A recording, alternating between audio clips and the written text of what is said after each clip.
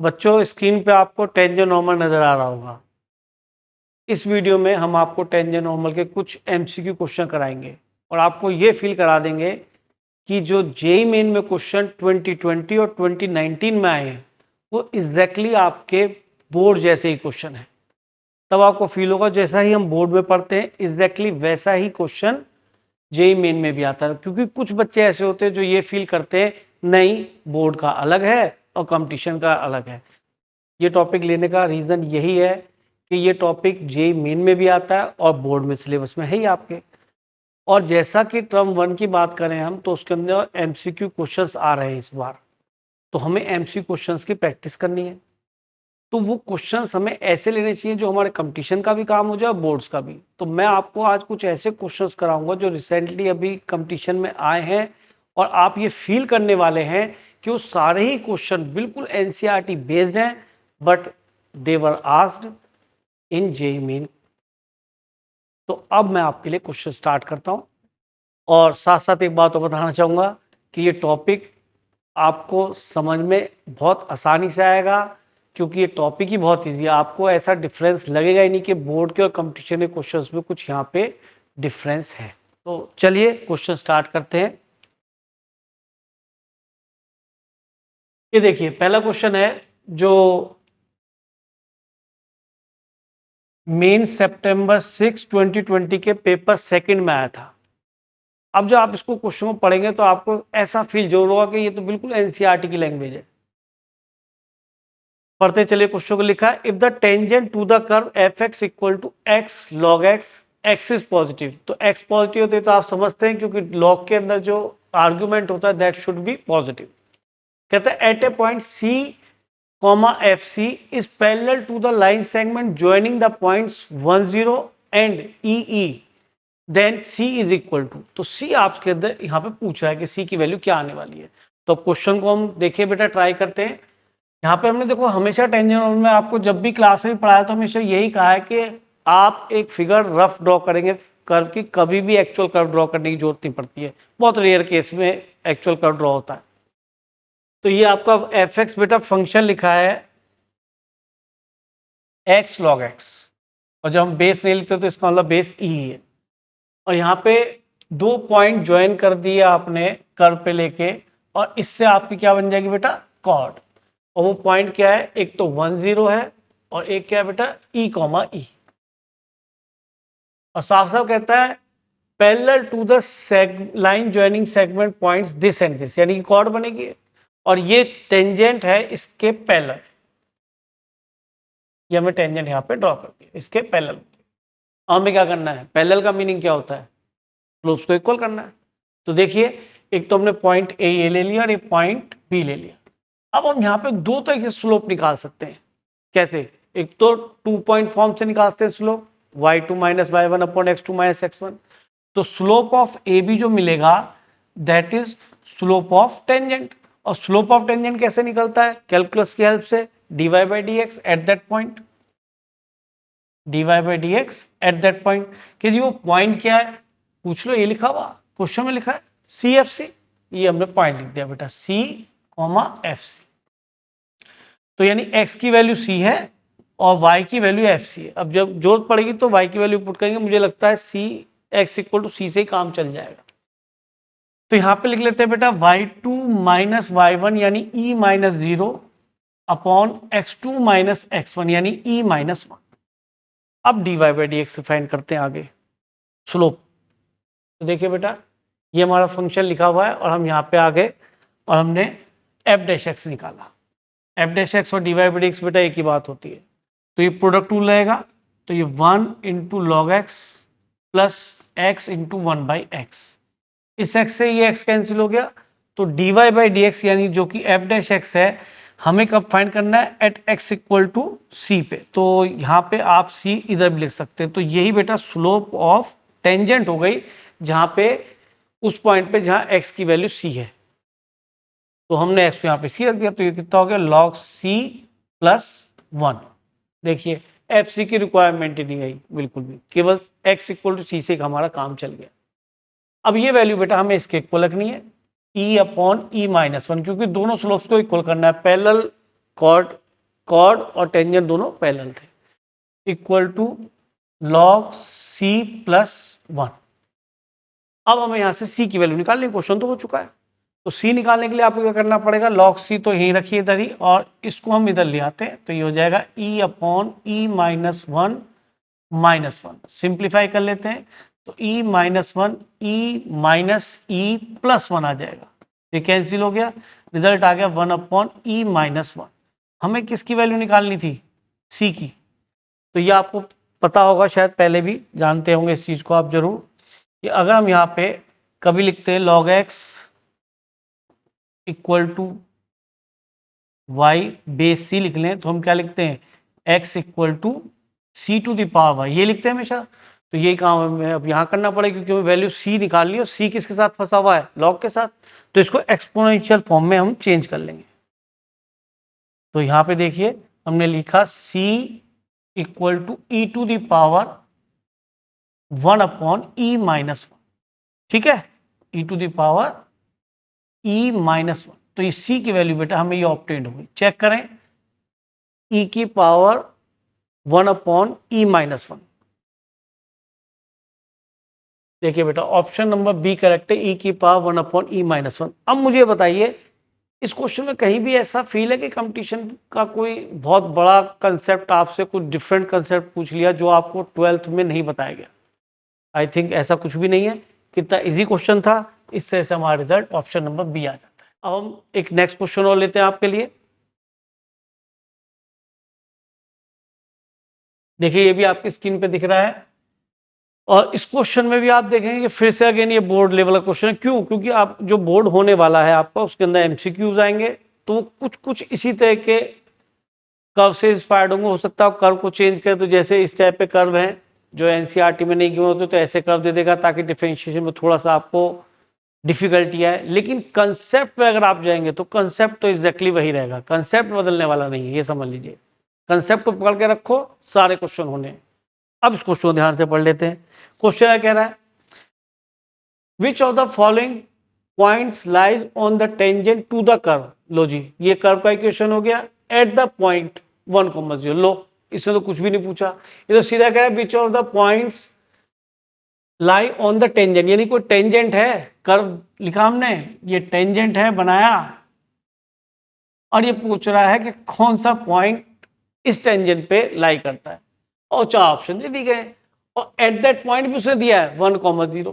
क्योंकि हमें तो एट दैट पॉइंट से बहुत कंसर्न है भाई। क्यों? क्योंकि जैसे ही हम टेंजेंट की इक्वेशन निकालेंगे तो dy by dx at that point होता है। वो क्या कहलाता है at that point? Point of contact, यानी कि पॉइंट ऑफ टेंजेंसी। आप dy बाई dx में ये वाला पॉइंट नहीं पुट कर सकते अगर दे भी रखा हो तो भी। अब तो क्या उसने ये कहा है कि हम टेंजेंट की इक्वेशन निकालें, जब हमारी टेंजेंट की इक्वेशन मिल जाए तो उसमें ये चेक करें कि इन चारों पॉइंट्स में से कौन सा पॉइंट उस टेंजेंट पे लाई करता है। आई थिंक क्वेश्चन समझ में आ गया होगा। तो अब प्रोसीजर स्टार्ट कर देते हैं। प्रोसीजर भी बड़ा ही आसान है। हमने क्या किया, क्वेश्चन लिखा, यहां से सॉल्यूशन स्टार्ट करते हैं। और क्वेश्चन में बेटा कुछ नहीं है, हमने जैसे ही इक्वेशन लिखा तो dy बाई dx हमारे माइंड में आना चाहिए। क्यों? क्योंकि हम बेटा डेरिवेटिव निकाल के स्लोप तक पहुंचेंगे। तो डिफरेंशिएटिंग बोथ द साइड, और यहाँ पे साफ है कि प्रोडक्ट रूल रहेगा क्योंकि x वेरिएबल y वेरिएबल। तो ये हो गया बेटा 4x cube, this remain same, plus x to the power 4, और e की पावर y का क्या होगा बेटा, e की पावर y, और चेन रूल से क्या लिखेंगे dy बाई dx प्लस 2। हमने लर्न कर रखा है रूट एक्स का 1/2 रूट एक्स होता है, तो हमने लिख दिया 1/2 रूट एक्स। लेकिन ये x था तो नहीं, इसको x लेट किया था चेन रूल के अकॉर्डिंग, तो इसका डेरिवेटिव लिखेंगे जिसको x लेट किया, वो कितना बनेगा बेटा, dy बाई dx 1 का 0 हो जाएगा। अब यहाँ पे स्टूडेंट क्या करता है, dy बाई dx को कलेक्ट करने लगता है। अरे मुझसे dy बाई dx नहीं पूछा भाई, मैं क्यों अननेसेसरी मेहनत करूं, मुझे तो dy by dx at that point निकालना, वो स्लोप मिल जाएगा और मैं टेंजेंट की इक्वेशन पहुंच जाऊंगा। तो सिंपल है, मैं x की वैल्यू 1 और y की वैल्यू 0 रखता हूं और dy बाई dx निकाल लेता हूं उस पॉइंट पे क्या आएगा। तो x को मैंने 1 रखा, y को मैंने 0 रखा, x को 1 y को 0, dy बाई dx मैंने dy बाई dx करेक्ट किया, x को 1 y को 0, dy by dx equal to 0। अब देखते हैं कलेक्ट करें क्या होता है। तो आप देख रहे होंगे कि ये तो बन गया आपका 4 और dy बाई डी एक्स। अब यहाँ से कॉमन ले लीजिए, ये कितना बच जाएगा बेटा 1 और ये भी 1, ये 2 आ गया भाई, ये 1 है, ये 1 है, e टू द पावर 0 1 बनेगा। तो dy बाई डी एक्स की वैल्यू कितनी आ जाएगी बेटा, ये पहले तो -4 इधर जाएगा और ये 2 बन के डिनोमिनेटर में नीचे आ जाएगा। तो dy बाई डी एक्स आपके पास आ गया स्लोप ऑफ टेंजेंट, और एट दैट पॉइंट तो मैंने निकाला ही है, वो दो जगह dy बाई डी एक्स था इसलिए मैंने यहाँ नहीं लिखा, यहाँ लिख देता हूँ। पॉइंट कौन सा था बेटा 1,0। तो इससे से हमें dy बाई डी एक्स मिल गया एट दैट पॉइंट, और ये हमारा स्लोप ऑफ टेंजेंट होता है। तो इक्वेशन ऑफ टेंजेंट निकाल लेते हैं इस पॉइंट पे, इक्वेशन ऑफ टेंजेंट जिसका स्लोप क्या मिला हमें अभी अभी निकाल के हटे बेटा, दैट इज -2। चलेगा? तो इक्वेशन ऑफ टेंजेंट की बात कर लेते हैं। इक्वेशन ऑफ टेंजेंट तो वो तो सिंपल है, 11th में पढ़ते आते हैं। Slope point form y minus y one is equal to m x minus x one. तो y minus y one passing point 0 is equal to m हमने निकाला था -2, x माइनस एक्स वन क्या बेटा 1। तो यहां से सिंप्लीफाई करके आ जाएगा -2x प्लस 2, यानी कि 2x plus y equal to 2। लो जी हमारी इक्वेशन टेंजेंट आ गई। अब वो कहता है ये टेंजेंट किस पॉइंट से पास करती है, वो पॉइंट हम देख लेते हैं। अपने ऑप्शन है हमारे पास दिख रहे हैं, देखिए बेटा ऑप्शन से 2 क्या सेटिस्फाई करेगा, नहीं करेगा, ज्यादा हो जाएगा। 2 6 सर ये 2 6 भी 2 तो नहीं बनेगा। -2 6 इसे देख लेते हैं, -2 रखा तो हो गया -4 और 6 रखा तो ये 6 और ये 2, तो left hand side equal to right hand side आ गए। तो -2 6 बेटा सेटिस्फाई कर गया। अब मुझे बताओ यहां पर कौन सा एक्स्ट्रा पूछ लिया आपसे कंपटीशन में, केवल इतना तो पूछा ना कि टेंजेंट की इक्वेशन हम निकालते हैं, फंक्शन थोड़ा सा अजीब दे दिया और आपने चेन रूल और प्रोडक्ट रूल ला के dy बाई डी एक्स निकाला, टेंजेंट का स्लोप मिल गया, इवन पॉइंट भी दिया। फिर उसने एक्स्ट्रा ये पूछ लिया कि ये टेंजेंट किस पॉइंट से पास करती है। 4 ऑप्शन है, टेंजेंट की इक्वेशन निकाली, सेटिस्फाई करा के देख लिया, आंसर हमारा आ गया। क्वेश्चन आपके स्क्रीन पे है, इसको फिर से देखो, रीड करो, आपको फील होगा कि ये क्वेश्चन भी बहुत ईजी है। लिखा है the length of the perpendicular from the origin on the normal to the curve. देखो हमेशा मैंने कहा कर्व आप कोई भी बनाए उससे कभी फर्क नहीं पड़ने वाला, रफ डायग्राम हमेशा ड्रॉ करें। तो ये तो हमारा टेंजेंट बन गया बेटा यहाँ पे, और ये आ गया नॉर्मल। नॉर्मल हमेशा बनाने के लिए ध्यान रखना कि नॉर्मल जब भी हम बनाए तो उसी पॉइंट ऑफ कॉन्टेक्ट पे ड्रॉ करें, ठीक है। To the curve this at the point 2,2, लो जी एट द पॉइंट भी दे दिया, तो मतलब कितना आसान कर दिया। अब आया कहता है इसकी लेंथ ही होने वाली है। तो यहां से अगर मैं बेटा नॉर्मल ड्रॉ करूंगा, थोड़ा फिगर इस तरह का बन गया कि नॉर्मल बड़ा छोटा सा दिखने वाला है, पर देख लो कोई बात नहीं, ये हमारे नॉर्मल की लेंथ है, ठीक। ये परपेंडिकुलर लेंथ नॉर्मल की है। सर नॉर्मल की इक्वेशन निकालिए और ओरिजिन से फिर परपेंडिकुलर लेंथ निकाल लेंगे। तो क्वेश्चन में एक उसने एक्स्ट्रा फॉर्मूला और ऐड कर दिया जो हमारे एनसीईआरटी में यूज होता है, क्वेश्चंस में है ऑलरेडी, एनसीईआरटी क्वेश्चंस में है। वो ये फॉर्मूला है कि अगर हम कोई पॉइंट लें x1 y1 और उस पॉइंट का परपेंडिकुलर डिस्टेंस किसी लाइन से निकालें, तो आपको याद आ रहा होगा ax plus b y plus c equal to 0। तो हम ये पॉइंट पुट कर देते थे इसके अंदर, सेटिस्फाई नहीं बोलेंगे, पुट कर देते थे। सेटिस्फाई करेंगे तो 0 बोला जाएगा कि इक्वल टू 0 बन जाएगा फिर तो ये, plus c modulus upon under क्या मिलेगा बेटा a square plus b square, याद आ गया होगा। तो हमें फाइनली बाद में ये यूज करना है, पहले हमें नॉर्मल का इक्वेशन निकालना है, और नॉर्मल का इक्वेशन तो बहुत आसानी से निकाल सकते हैं dy बाई डी एक्स की हेल्प से। पहले टेंजेंट का स्लोप निकलेगा फिर नॉर्मल का स्लोप निकाल देंगे। तो ठीक है, स्टार्ट कर देते हैं क्वेश्चन।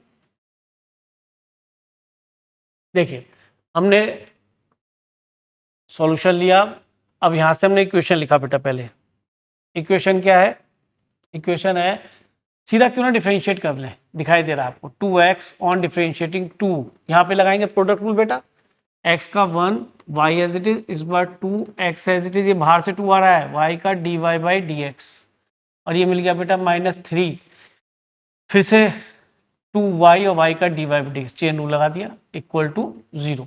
अब dy by d x at that point 2,2 में ऑलरेडी गिवन है, तो dy बाई डी एक्स निकाल लेते हैं। 2 तो मेरे ख्याल में अपने घर को चला जाएगा, 2 से डिवाइड कर दिया, और x और y को दोनों को 2 भी रख देते हैं, बात ही खत्म करो। यहाँ पे 2 रखा, ये dy बाई डी एक्स और एक्स और वाई दोनों को 2 रखा तो 2 3 जा 6 ये भी हो गया dy बाई डी एक्स।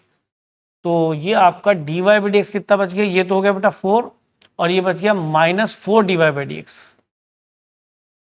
तो from that we have dy by d x equal to 1।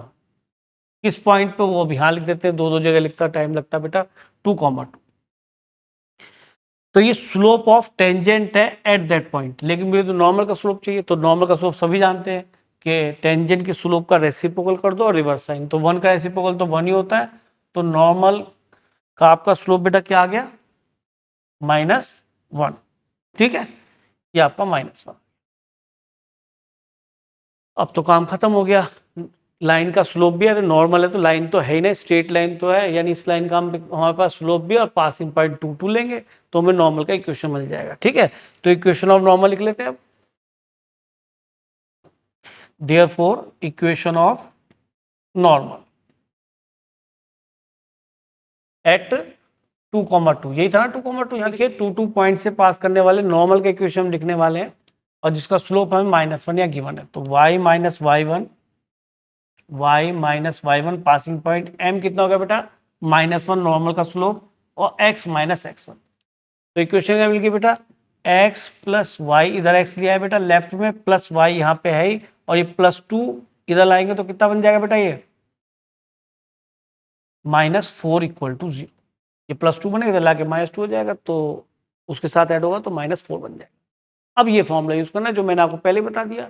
यहाँ पे x1 y1 किसका काम कर रहे हैं, 0 0 का, और लाइन का इक्वेशन ये है बेटा x plus y minus 4 equal to 0। तो ठीक है, अप्लाई कर देते। परपेंडिकुलर डिस्टेंस पूछा है नॉर्मल का फ्रॉम ओरिजिन, तो यहाँ पे 0 0 और यहाँ पे मॉडुलस अपॉन अंडर फॉर्मूले में क्या दिख रहा है, a square plus b square, coefficient of x और कोफिशिएंट ऑफ y, तो 1 स्क्वायर प्लस 1 स्क्वायर। तो ये आ गया बेटा, मॉडुलस से बाहर आएगा तो पॉजिटिव हो जाएगा, अपॉन √2, तो 4 अपॉन √2 हमारा रिजल्ट मिलता है। चेक कर लेते हैं इसी फॉर्म में लिखा है क्या, 4 अपॉन √2, 4 अपॉन √2 फॉर्म में लिखा, उसने इसको रेशलाइज कर दिया होगा। चेक कर लेते हैं एक बार क्या बनेगा, √2 से ऊपर नीचे मल्टीप्लाई कर लेते हैं, कितना आ गया बेटा ये 4 √2 अपॉन 2, तो ये 2 कैंसिल हो जाएगा तो रिजल्ट मिलेगा 2 √2। एक बार और देख लेते हैं 2 √2 आया नहीं आया, यस 2 √2, ऑप्शन आपका डी करेक्ट हो गया।